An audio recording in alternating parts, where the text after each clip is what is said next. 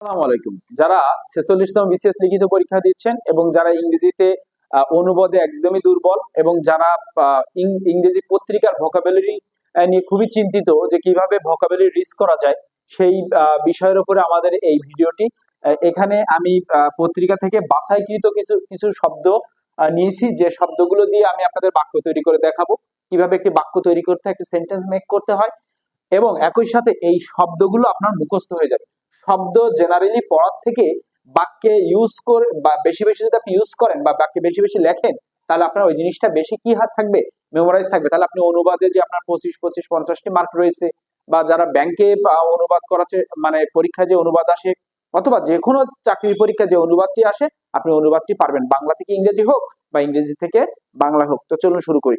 তো এই প্রথম যে বাক্যটি রয়েছে, এই প্রথম ওয়ার্ডটি দেখি, এনশিওর অ্যাকাউন্টেবিলিটি, জবাবদিহিতা বা দায়বদ্ধতা নিশ্চিত করা। তো এই বাক্যটি আমি লিখেছি, সরকারের জবাবদিহিতা নিশ্চিত করার জন্য জনগণকে সচেতন হতে হবে।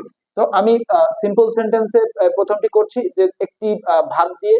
তো এটি আমরা লিখি ফর ফর এনশিওরিং, এই যে এনশিওরিং অ্যাকাউন্টেবিলিটি, তাহলে এনশিওরিং অ্যাকাউন্টেবিলিটি অ্যাকাউন্টেবিলিটি তাহলে এই যে মানে জবাবদিহিতা নিশ্চিত করার জন্য জনগণকে, তাহলে পিপল, এই যে সাবজেক্ট পিপল, এই যে সচেতন হতে হবে, তাহলে একটি বাধ্যতামূলক অবস্থা আছে। তাহলে আমি একটু লিখি মাস্ট, তাহলে মাস্ট বি, এই যে কনসাস, মাস্ট বি কনসাস।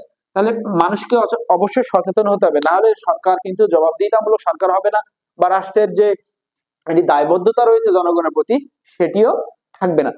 এর পরেরটি কি রয়েছে, ডেভেলপমেন্ট অ্যাক্টিভিটিস পার্টনার, উন্নয়ন কর্মকাণ্ডের সহযোগী। চায়না বা জাপান কিন্তু আমাদের উন্নয়ন কর্মকাণ্ডের সহযোগী। আমাদের যে অর্থনীতি রয়েছে, এই অর্থনীতিতে খুব বেশি পরিমাণ কি করে, এরা হচ্ছে আপনি ইনভেস্ট করে থাকে। তো আমরা বলতে পারি যে জাপান, তাই না, এটা লিখি, জাপান আমাদের দেশের উন্নয়ন কর্মকাণ্ডে অন্যতম সহযোগী। আমি লাস্ট দিনও করেছি, ডিগ্রি পড়িয়েছি, সেখান থেকে ওইটি মাথায় আছে, আমি একটু লিখি।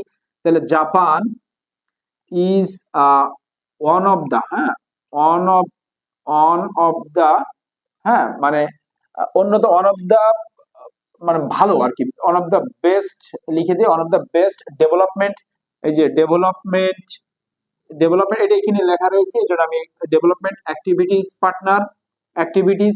পার্টনার, মানে উন্নয়ন কর্মকাণ্ডে, এই যে ভার্ব লিখলাম, উন্নয়ন কর্মকাণ্ডে সহযোগী, ইন আওয়ার কান্ট্রি, আমাদের দেশে। তাহলে বাক্য গঠন করার ক্ষেত্রে আপনি সবসময় আপনার সাবজেক্ট, ভার্ব এবং অবজেক্ট বা এক্সটেনশন যাই থাকুক না কেন, এই জায়গাটা একটু মাথায় রাখবেন। এইটা হচ্ছে আপনার আনসার প্যাটার্ন, উত্তরটি কিভাবে দিবেন, এবং বাক্যে যার সম্পর্কে বলা হবে সেই সাবজেক্টটি লিখতে পারলে তখন ভার্বটি খুঁজবেন, বাকিটা আপনি সাজাবেন। হ্যাঁ, কিভাবে অ্যাডভার্ব, অ্যাডজেক্টিভ, নাউন, এই কাজ আপনি সাজাবেন, তাহলে আপনার বাক্য হয়ে যাবে। এরপরটি দেখি, পরেরটি হচ্ছে সুষ্ঠু পরিবেশ, অর্থাৎ কনজিনিয়াল অ্যাটমসফিয়ার, সুষ্ঠু পরিবেশ। তাহলে নির্বাচনের জন্য একটি সুষ্ঠু পরিবেশ অপরিহার্য। ভালো পরিবেশ ছাড়া কিন্তু আপনি নির্বাচন করতে পারবেন না। তাহলে আমরা কি এটাও বলি, এই যে জন্য ফর ফর এই যে একটা ভালো নির্বাচন, ফর দ্য বেস্ট ইলেকশন, একটু ভালো করে লিখে দিই, ফর দ্য বেস্ট ইলেকশন, একটি ভালো নির্বাচনের জন্য। তাহলে এইটুকু ফ্রেজ, এইখানে এর ভিতরে কোনো ভার্ব নেই। আমি এইভাবে যেগুলো অতিরিক্ত ওয়ার্ড থাকবে বাক্যের ভিতরে, সেগুলো ফ্রেজ আকারে লিখবেন, তাহলে কি আপনার বাক্য ছোট হয়ে যাবে, আপনি বাক্যটি ট্রান্সলেট করতে আপনার সুবিধা হবে।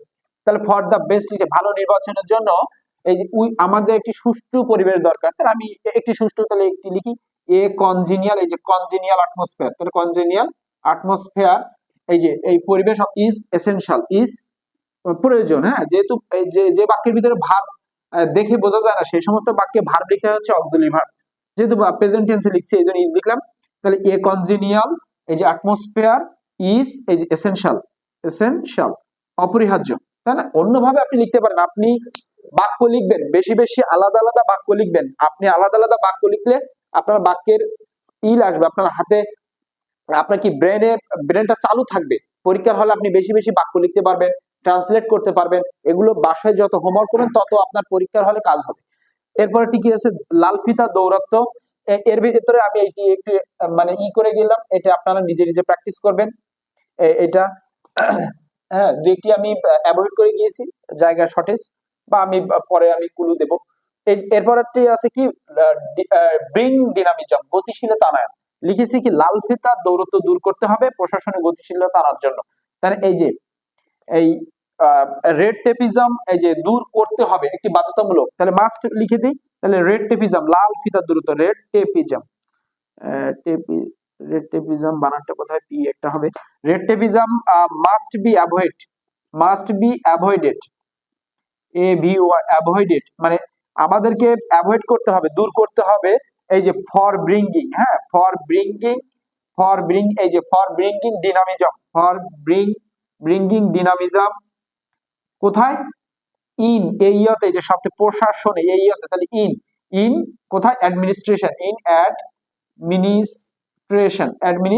অ্যাডমিনিস্ট্রেশন তাহলে প্রশাসনে গতিশীলতা আনার জন্য এটি আমরা আগেও লিখতে পারি for bringing dynamism in development red tapism must be avoided, এটি আগে লিখেও আমরা এটা লিখতে পারি, কোনো সমস্যা নেই। আমাদের অর্থনীতিতে আমরা এখনো প্রত্যাশিত লক্ষ্য অর্জন করতে পারিনি, এই যে অ্যাটেন এই বো ডাউন বা এই যে ব্যাংক ডিফল্টার ঋণ খেলাপি, এটা আপনারা লিখবেন যে কারা কারা ঋণ খেলাপি রয়েছে এই ব্যাপারে একটি বাক্য লিখবেন, লিখে ট্রান্সলেট করার চেষ্টা করবেন।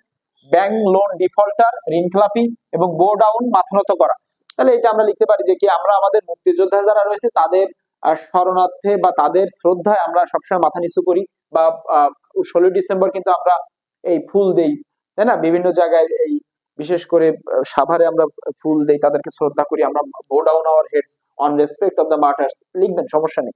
এর পরেরটি কি, তাহলে পরেরটি হচ্ছে আমাদের অর্থনীতিতে আমরা এখনো প্রত্যাশিত লক্ষ্য অর্জন করতে পারিনি, তাহলে কি লিখবো, তাহলে উই আর নট